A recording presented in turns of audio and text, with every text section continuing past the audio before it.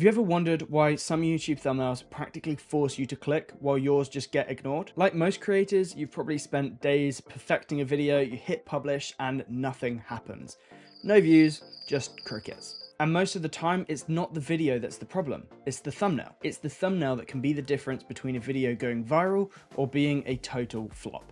So I'm going to show you how to think about creating thumbnails that people will actually click. So I've said that thumbnails make a difference, but why? Well, your thumbnail is the first thing that people will see when your video comes up as a suggestion anywhere on YouTube.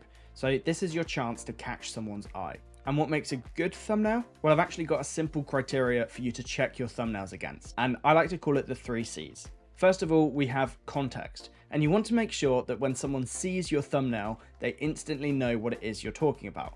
And the easiest way to do this is to add something familiar. So this can be something like a logo or an app dashboard, or if you're talking about, say, fitness, it could be as simple as just being in the gym. Or you can also add popular items, such as, say, an iPhone if you're talking about tech. This context can also be given with text. For example, if you teach AI design, then having that on the thumbnail will instantly tell someone what this video is about. In short, you want to make sure that someone knows instantly what your thumbnail is talking about. For example, a thumbnail just saying, "don't do this," doesn't give you any context. So ask yourself, would my ideal customer instantly know the topic of the video just by the thumbnail? If the answer is no, then it's not ready. The next C is curiosity. And the goal here is to make your ideal customer ask themselves what, how, or why. An amazing example of this is this video by Vsauce. The thumbnail is a simple block of yellow, which stands out on YouTube because there aren't really many other videos that do this. So you're immediately a bit confused and asking yourself, what? And then the title is, "This is not yellow," which immediately makes you think, what? Yes, it is. This level of curiosity makes someone so curious that they feel like they have to watch the video to find out what is going on. So ask yourself, would this make my ideal customer think what, how, or why? And would they feel like they need to watch the video to answer it? If no, then redo. Our final C is clarity. Now this is really just meaning that the thumbnail needs to be easy to understand so the context and curiosity can work. This can be as simple as making any text bold, or in most cases, it's only having a couple things on the thumbnail so that your attention isn't split between a big mess, but your eyes know exactly what to look at quickly. So ask yourself, does the most important element stick out clearly? If not, what can you do to change that? So that's really the criteria for what a good thumbnail needs. Now let's look at the 3 main steps for how we're going to make them, which are styles of thumbnails, elements, and testing. Starting with our styles of thumbnail, I want to introduce you to 7 different thumbnail styles. Now, there isn't a hierarchy or anything here, but I would view these as your main options and then see which applies best when coming up with your video idea. The first style is the moment thumbnail. This is where you show the moment right before a big reveal or a big reaction, which leads us to wonder what's about to happen next. Now this is mainly used for entertainment channels, so I'm not going to go too much into detail on this because this channel is all about helping you teach on YouTube, but just know that this is an option. Next is a result thumbnail, which, like the name suggests, shows the desired result of the viewer. So if you're a fitness channel, then it can be something as simple as someone who's really in shape, or if you're showing a recipe, then it's the final meal. And some great examples of this in the past have been people showing a very high bank balance if you're in the financial space.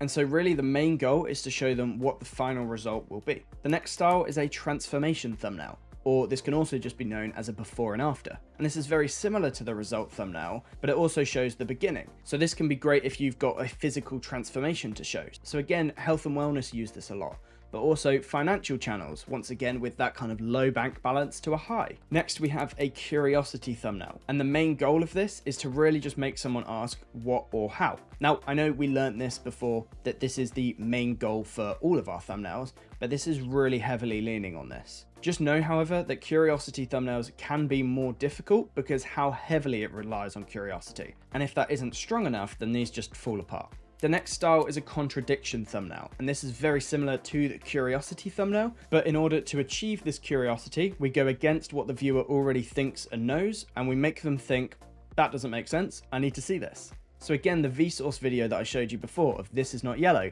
contradicts everything we've already been told, and so it means that you really want to know what the video was talking about. Another great example from this is from Nisha, who teaches finance. which again, from someone telling you how to make more or manage your money, this can contradict what you already think or believe. But again, just know that if this contradiction is too obvious or it's not something that actually challenges what they're already believing, then these won't perform as well. Then there is the authority thumbnail, and this can also be known as social hacking. What this means is that you get a familiar face or a familiar item, and then you have them shown in the thumbnail. These are great for adding context and can also leverage something called frequency bias, which is what's going on when you kind of go shopping for a new car that you maybe haven't seen before, and then in the next few months you feel like you're seeing it everywhere. Frequency bias at its simplest is really just that things that are more familiar to us stand out a lot more than things we're not familiar with. So if there's a popular person in your niche and you can do a video related to them and have them in the thumbnail, then this can be a great way to get their fans to notice your video. For example, on an older channel, I made a series of videos talking about how to edit like popular YouTubers. And these videos ended up doing around 100 times better than the channel average, because people saw a YouTuber that they enjoy and an editing software and wanted to learn more. But try to not do this type of video too often, especially with the same person, because it can just attract fans of that influencer.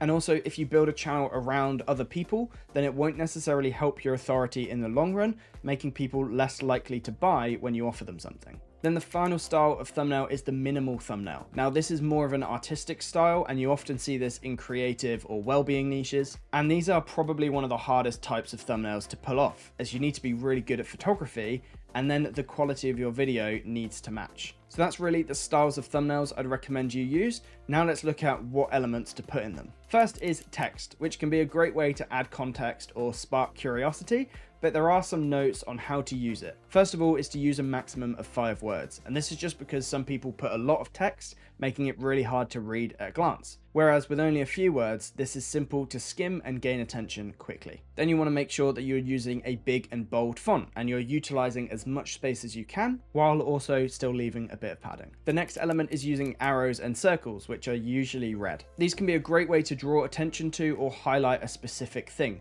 But once again, use them sparingly, as the more you use on one thumbnail, the less effect that it will have. And honestly, if you can have something that people are more likely to recognize, then I would aim to do that. But if you've got a larger channel, or you have got space to just kind of add a photo and still have something recognizable, then this can be a great way to build your authority, as people are more likely to recognize you over time. But the reason that this is secondary to something more recognizable is that for most viewers, they have no idea who you are. And so adding your face doesn't necessarily add a huge amount for them, but it can be a great way to add some emotion to your thumbnail. However, if you're doing this, please make sure that you're not doing the crazy over the top faces. Just try to keep it to what you would do in person, as these are a lot more natural, and the kind of big emotions that used to work on YouTube just don't anymore. Then for the final element, I would recommend for most channels that you avoid stock and AI images if you can. A low quality picture of you can work a lot better than a standard stock image, or something that's generated as AI, because people are starting to get better at recognizing them both. And it makes the viewer think that the video will be a faceless or AI video, which are seeing massive declines at the moment. So that's really it for the elements of your thumbnail. Now for the final step, which is testing. I would recommend that you make multiple thumbnails for every video and then test them against each other with YouTube's test and compare feature. Ultimately, this is because while we can think our thumbnail is great, your audience may respond differently. So if possible, make at least 2 thumbnails for each video and try to use the different styles so that you can see which your audience respond to. Personally, I like to make 3 and then I have 2 variations for each style, changing something smaller like the text on them or the other elements. These will not only allow you to get a better click-through rate on your video, but over time you'll see what your audience respond to so you can improve your thumbnails. But when it comes to getting views on your video, the thumbnail is only one part of the puzzle. Check out this video where I'll show you the fundamentals of YouTube SEO so you can get more views, leads, and ultimately sales.